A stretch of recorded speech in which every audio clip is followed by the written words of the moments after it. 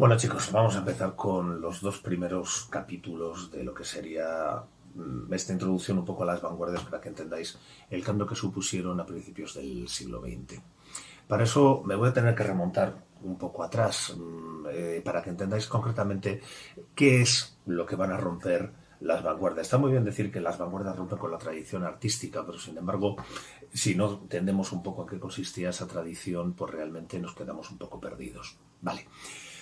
Bueno, pues digamos que hasta el siglo XIX, vamos a cortar este primer vídeo, lo vamos a cortar en el romanticismo, porque supone un cambio también muy grande dentro de la mentalidad.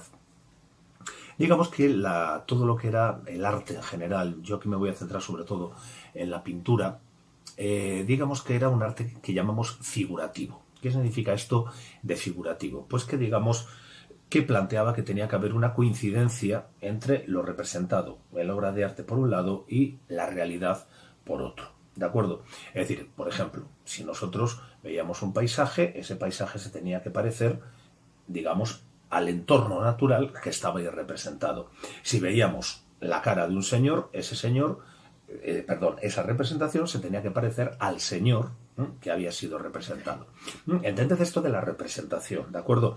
Cuando nosotros vemos un retrato de Carlos V o cuando vemos una foto del rey, sin ir más lejos, ¿de acuerdo? Eso no es el rey, es lo que llamamos un icono, ¿de acuerdo? Es un signo en el cual existe un parecido entre lo representado, es decir, el objeto real y, digamos, el objeto que nosotros percibimos, ¿vale? Pensad, por ejemplo, en una foto del rey. Si nosotros le damos la vuelta a la foto, no vemos la espalda del rey. La foto es más pequeña que el rey, está en solo 2 dimensiones, mientras el rey está en 3, etcétera, etcétera, etcétera. Es decir, no debemos confundir lo representado con la representación, ¿de acuerdo? Lo representado es el señor real, la representación sería el cuadro que nosotros percibimos, ¿vale? Esto en principio, cuando hablamos de cosas contemporáneas, es más o menos sencillo. Yo veo, por ejemplo, un retrato de Antonio Banderas y digo, pues se parece o no se parece.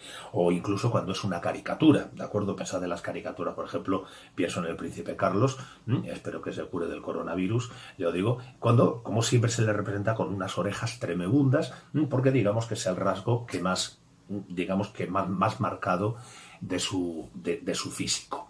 ¿Qué es lo que pasa? Que cuando representamos otro tipo de elementos es mucho más difícil saber cómo demonios identificar a ese señor.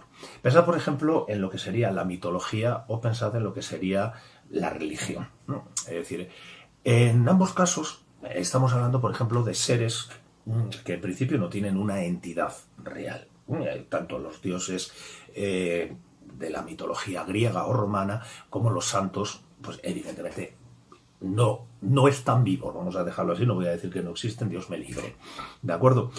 ¿Qué es lo que sucede? Que para que nosotros podamos reconocer a estos señores tenemos que utilizar una serie de códigos. Estos códigos se llaman habitualmente iconografía. La iconografía son elementos que nosotros introducimos en una determinada imagen para que la persona que la percibe pueda identificar qué es lo representado. ¿De acuerdo? Por ejemplo, si nosotros vemos a un señor que está montado a caballo, vestido de romano normalmente, con una lanza matando un dragón y al fondo de la imagen hay una señorita gritando o llorando o rezando, nos resulta bastante fácil identificar a ese señor con San Jorge. Nosotros no hemos visto nunca a San Jorge, pero ¿qué es lo que sucede? Que de la leyenda de San Jorge nosotros tomamos el elemento en que tiene que matar al dragón para liberar a esa doncella y sencillamente le representamos en ese momento. Es decir, cuando nosotros vemos dragón, lanza, caballo y romano encima del caballo, decimos, pues San Jorge. Puede que sea a lo mejor otro santo guerrero, pero es raro que nos equivoquemos. Vale, pensad por ejemplo en las representaciones de la Virgen. En las representaciones de la Virgen, ¿qué es lo que pasa? Nosotros vemos normalmente a una señora con una túnica que se nos dice que es la Virgen. Sin embargo, dentro de esas vírgenes nosotros podemos encontrarlas castañas, morenas, rubias, podemos encontrarlas de 1000 maneras, de 1000 edades distintas. Es decir, y probablemente muy pocas se parecen entre ellas. ¿Cómo sabemos que es la Virgen? Por lo que os decía, por esta iconografía. La iconografía, por ejemplo, si nosotros vemos una Virgen de la Esperanza, ¿por qué sabemos que es la Virgen de la Esperanza? Pues normalmente porque suele aparecer embarazada y suele aparecer vestida de verde. Sin embargo, en la Inmaculada Concepción suele aparecer con la túnica, una túnica azul, y suele aparecer representada encima de una media luna y pisando una serpiente. ¿De acuerdo? Así sabemos que una es la Inmaculada y la otra es la Virgen de la Esperanza, sencillamente. Es decir, se trata de que podamos identificar a estos personajes. Con los dioses griegos lo mismo. Si vemos a un tío con un rayo así puesto, pues es Zeus. Si vemos a uno que lleva un tridente enorme, pues ese es Poseidón, ¿de acuerdo? O Neptuno, dependiendo de que sea romano. Es decir, son códigos para que nosotros sepamos de qué se nos está hablando, ¿vale? Luego, independientemente, el modelo, la persona que hace de Virgen, o que hace de San Jorge, o que hace de Neptuno, pues puede ser cualquier persona, ¿de acuerdo? Es decir, pensad, por ejemplo, en un caso de Caravaggio. Caravaggio, cuando representa la muerte de la Virgen, tuvo problemas bastante grandes con la Iglesia, porque había representado, digamos, la imagen de la Virgen, tomó a una prostituta que había aparecido ahogada en el Tíber, ¿de acuerdo? Entonces la reconocieron porque era un hecho muy contemporáneo. Y, digamos, se armó un escándalo bastante grande por haber utilizado una prostituta para representarla, ¿de acuerdo? Pensad, por ejemplo, ahora que estamos hablando de la Virgen, es decir, a nosotros se nos suele representar de unas determinadas maneras, ¿de acuerdo? Se nos representa, por ejemplo, en el momento de la anunciación, cuando el arcángel San Gabriel le anuncia que va a dar a luz al Hijo de Dios. O la podemos ver en el momento de la visitación, es decir, cuando visita... no recuerdo a quién, ya os digo, para decirle que van a hacer el Mesías. O se nos representa con el niño en brazos, es decir, se nos representa de una serie de posturas determinadas, igual que Jesucristo, por ejemplo, ¿de acuerdo? Jesucristo tenemos normalmente en la cruz. ¿Cómo sabemos que ese señor que está en la cruz es Jesucristo? Pues bien, porque digamos la cruz está en su posición normal, arriba lleva el cartel INRI, lo que se llama el titulum, aparece con una corona de espinas y aparece, digamos, con lo que se conoce como el paño de pureza. Es decir, la parte que, digamos, le tapa las vergüenzas, por así decirlo.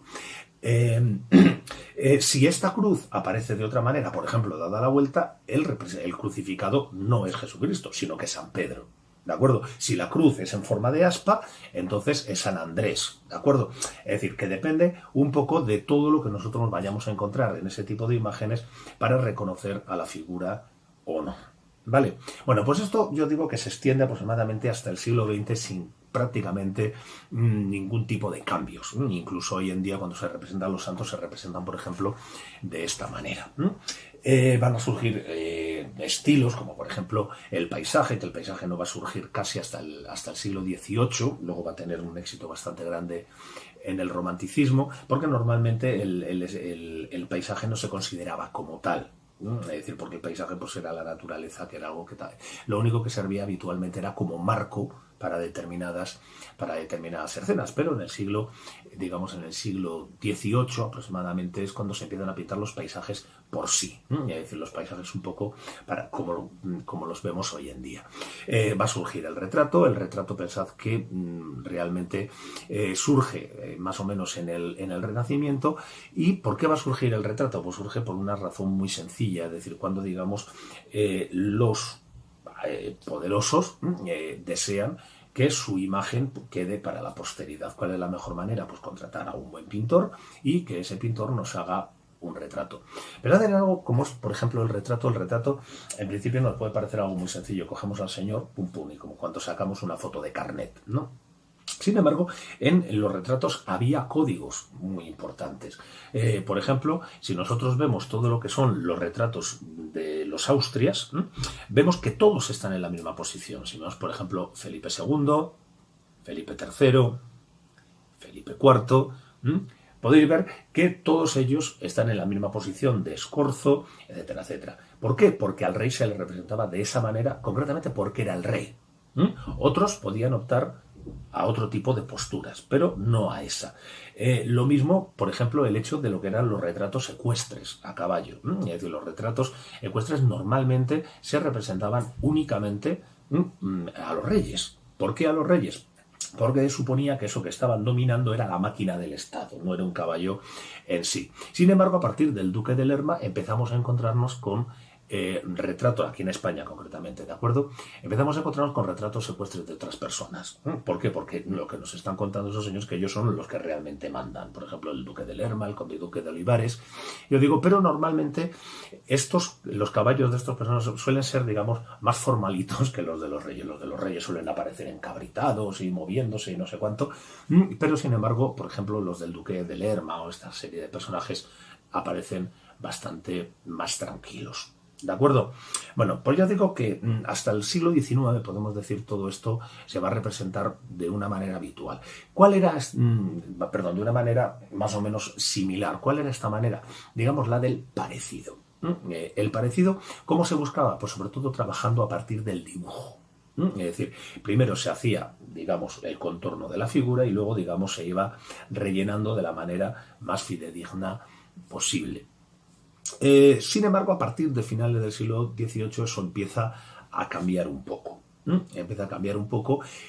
Sin embargo, ya en el siglo XVIII tened en cuenta que es donde se van a poner un poco las reglas de lo que hoy podríamos llamar la pintura. ¿Cuáles van a ser estas reglas? Pues las que se suponía que habían puesto Aristóteles, Horacio, digamos, toda esta gente, digamos, los grandes sabios de la antigüedad grecolatina. ¿En qué se basaban? Pues básicamente en la escultura que había sobrevivido de esa época, porque por ejemplo de la pintura griega antigua no tenemos nada. Es decir, por ejemplo, cuando hablamos de los grandes pintores griegos, pues se habla un poco basándonos en lo que dejaron escritos contemporáneos o gente que escribió 200 o 300 años después de la muerte de estos y nos cuentan pues hay unas leyendas bastante curiosas. Pues ya os digo que según estas reglas, digamos, se estableció lo que se conoce como pintura académica. De la pintura académica os hablaré con más calma en el siguiente vídeo, porque digamos que va a ser precisamente esta pintura académica llevada a lo salvaje la que va a provocar un poco la aparición de estas nuevas vanguardias. Pues yo digo, pues me interesa que os quede sobre todo claro de este vídeo más o menos lo que es este concepto de la, digamos, de la figuratividad, ¿de acuerdo? Es decir, ese hecho, digamos, no sé cómo explicarlo, esto que hace que cuando nosotros vemos un cuadro rápidamente lo identifiquemos con un objeto de la realidad. ¿De acuerdo? Vamos a ver que concretamente una de las claves de la vanguardia va a ser precisamente la aparición de lo que se conoce como la pintura abstracta. Esto nos quedan todavía un par de vídeos para llegar. ¿De acuerdo? Pues en el siguiente vídeo, insisto, hablaremos de la situación un poco a lo largo del siglo XIX y de esas consecuencias del academicismo del siglo XVIII. Venga, chicos, un abrazo a todos.